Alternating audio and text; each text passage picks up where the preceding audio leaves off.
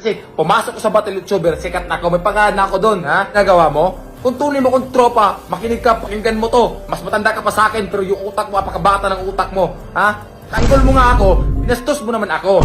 Binastos mo yung partner ko. Ha? Sino ba matutuwa doon? Kahit kayo nanonood at tanungin ko kayo, matutuwa ba kayo sa ginagawa ng tao ng ganyang gagawin sa inyo, sa partner nyo? Babastusin yung partner nyo? Sobrang pagtanggol mo sa akin, hindi mo na namalayan na nasasaktan niyo yung tao. Bro, kung tunay mo akong kaibigan, nirespeto mo yung partner ko. Kamusta mga idol? Here we go again, Mark Anthony TV. Please like and subscribe. And for today's video mga idol ay pag-uusapan naman natin ang napakainit na issue sa dalawang nagmamahalan. Mga kaibigan, sa video ito ay pag-uusapan naman natin itong si Makagago at si Boy Tapang.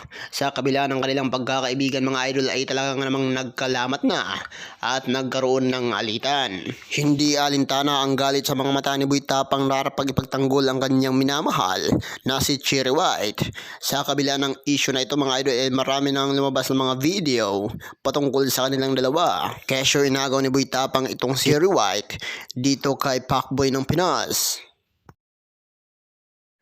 Samantala sa mga ibang video ng mga vlogger naman ay napabulaanan na nitong si Pacboy na Pinas na wala talagang relasyon nitong si Cherry White at si Pacboy. Ngunit gayon pa man ay hindi pa rin alintana ang sakit na nararamdaman ni Pacboy ng Pinas sapagkat napamahal na rin siya kay Cherry White. Samantala mga idol ay sumagot na nga itong Subay Tapang sa mga videong ginawa ni Makagago ng Pinas laban dito. Alam naman natin mga idol na itong si Makagago ay isa sa mga nakakainis na video content creator na real talk influencer kuno dito sa pambansang Pinas ng Pilipinas. Samantala mga idol ay panoorin nga natin kung ano nga ba ang pabelta ni Boy Tapang dito sa ating pambansang real talk ng Pinas na si Makagago laban sa magkaibigan magkabila.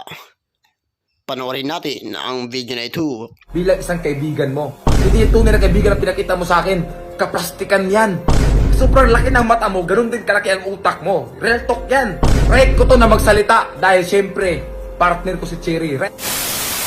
So ito na nga, meron naman nakikisasaw sa isyo. Pabansang real talker dito ng Pilipinas, yung mahilig mag-imbento ng salita para paniwalaan ng mga tao. Walang iba kundi si Makagago. Bagay lang talaga yung pangalan mo sa'yo bro. Bagay lang talaga yung pangalan mo. Gago ka nga talaga. Napakalalaki mong tao. Pero, napakamaritis mo. Ha? Ang dami mong sinasabi sa amin ni Cherry. Pinalagpas ka lang namin kasi anong sabi mo nung una? Boy Tapang, gawa lang ako ng video ha. Hype lang. Sabi mo sa amin ni Cherry, hype lang ha. Nagtaka si Cherry kung bakit mo siya binanatan kasi wala namang ginagawa si Cherry sa'yo. Yun nga, dahil trending yung issue, nakisaw-saw ka para magkaroon ka rin ng views. So, di ba? So, ayun, anong mas sinasabi mo sa amin? Tinitira mo kami palagi, pinalagpas lang namin yon kasi naintindihan namin ni Cherry na hype lang. Kasi nagchat ka nga sa amin na Boy Tapang, hype lang to ha. O, tuloy nyo rin yung ginagawa mo. So hinayaan namin, pinalagpas namin yung unang mga sinasabi mo, natutuwa kami ni Cherry kasi hindi kami naniniwala sa mga sinasabi mo. Kasi nga, hype lang, di ba? Hype lang. So yun, dumating yung sa sobrang hype mo, pati sarili mo na hype na rin. Gumawa ka ng part 2 kasi maraming taong nabilib sa'yo. Maraming taong napabilib sa'yo sa mga sinasabing imbento. So, sinasabi, ito, babalikan natin yung lahat ng mga sinasabi mo sa akin. Ano yung sabi mo sa akin? Tanga daw ako. Oh, yan, tanga daw ako. Ano sa pa? Pangit. Ayan. Ano pa? Ikaw tumulong sa akin. Ano pa? Ikaw nagpasikat sa akin. Lahat ng yan, babalikan natin yan, Makagago. Pasensya na ha, sa sobrang overprotective mo sa akin bilang isang kaibigan, nawala ka na sa passing. Paul na lahat naman sinasabi mo bro, hype lang dapat gawin mo, pero yung ginagawa mo, pamabastos sa amin sa sarili namin ni Cherry, binastos mo na pati yung pagiging tropa mo sa atin. Tama ba yung ginagawa mo? Kung tunay mo kong tropa, makinig ka, pakinggan mo to. Mas matanda ka pa sa akin, pero yung utak mo, apakabata ng utak mo. Sa sobrang dami ng salapi mo, yung kulang sa'yo, yung utak mo kasing laki na lang 5. Yung utak mo kasing laki na lang 5. Dami mong salapi.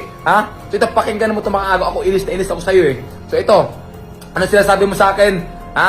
Ikaw ang nagpasikat sa akin. Sure ka dyan? Ikaw nagpasikat sa akin? Saan? Sa Battle YouTuber? Ako ngayon nagpasikat sa inyo eh. Di ba? Doon simula sumikat yung Battle YouTuber nyo. Huwag mo sabihin na ikaw nagpasikat sa akin. Tsaka, ano yung sinasabi mong ikaw tumulong sa akin? Ako ngayon tumulong sa inyo. Kung kumita ako sa inyo, mas laki yung kinikita nyo sa amin. Magkano ba yung talent fee nyo sa amin binibigay? Kunti lang naman Malaki ba yung binibigay sa amin? Hindi. Mas malaki yung balik sa inyo. So huwag mo sabihin na ikaw ang tumulong sa akin. Oh, thank you that tumulong ka. Pero huwag mo isumbat yan. Huwag mo sabihin na ikaw nagpasikat kasi pumasok ko sa Battle YouTuber, sikat na ako. May pangalan na ako doon, ha? Oh, may pangalan. Hindi naman ako kunin kung di ako sikat, di ba? So huwag mo sabihin ikaw nagpasikat. So ngayon, ano pang sinasabi mo? Tanga daw ako. Tanga daw ako kasi pumatulog kay Cherry. Pumatulog kay Cherry kasi daw retokada. Sobrang tanga ko daw. O, naintindihan kita kung ano yung mga tinitira mo sa amin ni Cherry. Naintindihan ko yan kasi nga, ang akala mo lang bro, na itong content namin ngayon ni Cherry, scripted lang. Kagaya ng pagtanggol mo sa akin sa nakaraang issue dun sa piki na jowa ko. Oh, masaya ako doon, tinanggol mo ako. Pero ngayon bro, mali na ginagawa mo. Pinagtanggol mo nga ako, binastos mo naman ako. Binastos mo yung partner ko. Sino ba matutuwa doon? Kahit kayo nanonood at tanungin ko kayo, matutuwa ba kayo sa ginagawa ng tao ng ganyang gagawin sa inyo, sa partner nyo? Babastusin yung partner nyo kahit hindi naman totoo. Alam nyo, hindi sana kayo magsalita dito pero sobrang nang ginagawa ni Makagago. Kailangan namin magsalita kasi kung hindi kami magsalita, paniniwalaan ng mga tao ang mga sinasabi ni Makagago na imbento. Gusto mo i-post ko pa yung screenshot sa ating dalawa eh. Gusto mo i-post ko yung screenshot sa atin na anong sabi mo, hype lang gagawin mo? Hype na ba yung ginagawang pambasa sa mga babae? Makagago, meron ka ring asawa. Ano ka ba?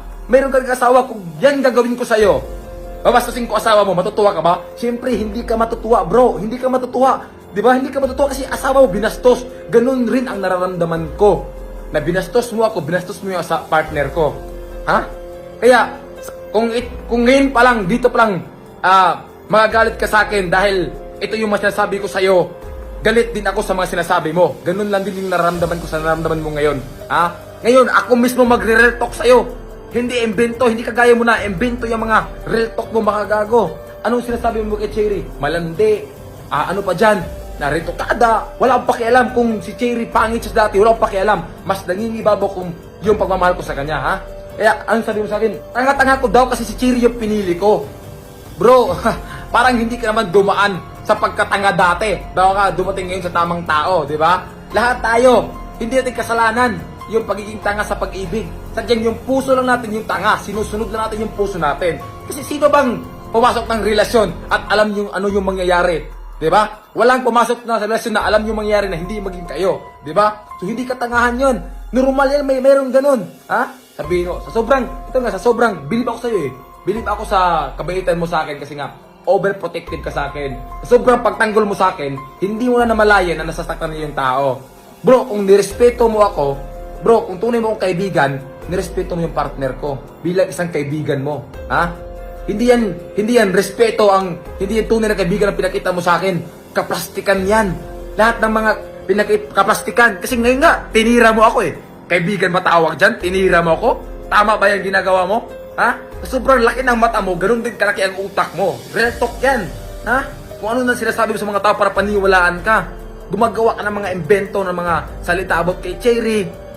O ngayon, kinain ka rin ng social media. So kami, sinabi mo na, pera-pera lang kami ni Cherry. Anong ginawa mo ngayon? Nakikisaw-saw ka. Kasi nga, pera-pera din, di ba? For the views. Nakisaw ka. Pambansang real talk ka daw eh. Pambansang maritis ka rin. Laki-laki ng katawan mo, maritis ka. So ano pa sinasabi mo sa amin? So bro, pasensyaan mo na kung ganito yung reaction ko. Naiinis talaga ako sa'yo eh.